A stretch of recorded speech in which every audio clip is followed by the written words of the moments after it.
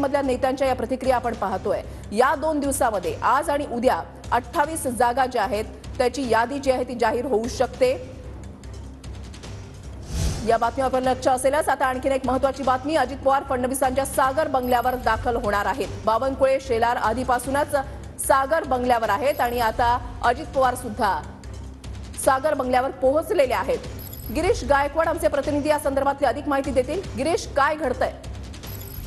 घडामोडी वाढलेल्या आहेत आणि जागा वाटपाच्या तिढ्या संदर्भामध्ये या सगळ्या बैठकी होत असल्याची माहिती मिळते। लोकसभेच्या जागा नेमक्या कुणी किती लढवायच्या याचा जो निर्णय आहे फक्त अंतिम टप्प्यामध्ये पोहोचलेला आहे आणि याच अनुषंगाने आपण पाहतोय की अजित पवार यांची एक महत्त्वाची बैठक आता देवेंद्र फडणवीस महाराष्ट्राचे उपमुख्यमंत्री आहेत त्यांच्यासोबत होणार आहे। त्यासोबतच चंद्रशेखर बावनकुळे आणि आतिश शेलार हे सुद्धा या ठिकाणी पोहोचलेले आहेत। सागर बंगल्यावरती या बैठकाची होणार आहेत आणि मेघदूत मधून अजितदादा जे आहेत ते सागर बंगल्यावरती गेले आहेत। ते दृश्य जे आहे ते आपण स्पष्टपणे पाहू शकतो। अजितदादा या ठिकाणी पोहोचलेले आहेत आणि बैठकीला सुद्धा आता सुरुवात झालेली आहे। अजितदादांनी आपल्याला 8 जागा हव्यात अशी भूमिका घेतलेली आहे आणि त्यामुळे जागा वाटपाचा तिढा नेमका कसा सुटणार आहे हा आताच्या घडीचा सगळ्यात महत्त्वाचा प्रश्न आहे।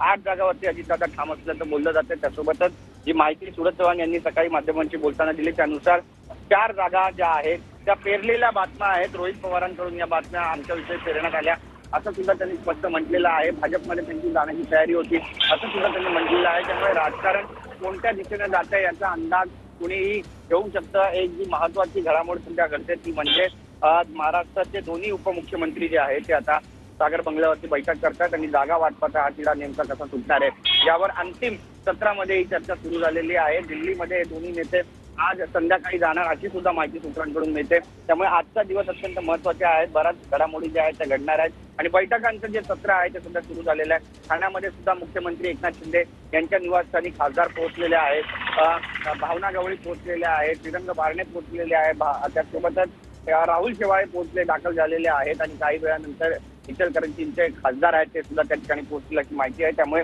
महत्त्वाच्या घडामोडींचा आजचा हा सगळा दिवस आहे।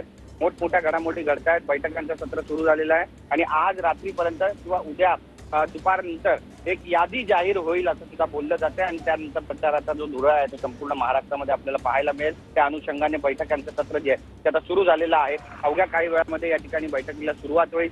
काही 8 ज्या जागा आहेत त्या ठिकाणी आपण जास्तीत जास्त मताधिक्य घेऊन विजयी होऊ शकतो आणि महायुती जी आहे ती आणखी जास्त मजबूत होऊ शकते अशी जी भावना आहे ती अजितदादा व्यक्त करणार आहे त्याची माहिती सूत्रांकडून मिळते। त्यामुळे या 8 जागा नेमक्या कोणकोणत्या असणार आहे पाहणं महत्त्वाचं ठरणार आहे।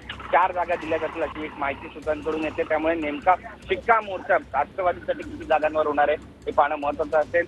जे अंतिम निर्णय आहे ते अमित शहा आणि पार्टीचे वरिष्ठ भाजपचे वरिष्ठ नेते घेतील अशी सुद्धा एक माहिती सूत्रांकडून मिळते आणि हा निर्णय दिल्ली पातळीवर होईल असं बोललं जाते। त्यामुळे आजच्या या बैठकीकडे सगळ्यांचं लक्ष लागून आहे। नक्कीच गिरीश, तुम्ही असेच आपल्या सोबत राहा। तर ही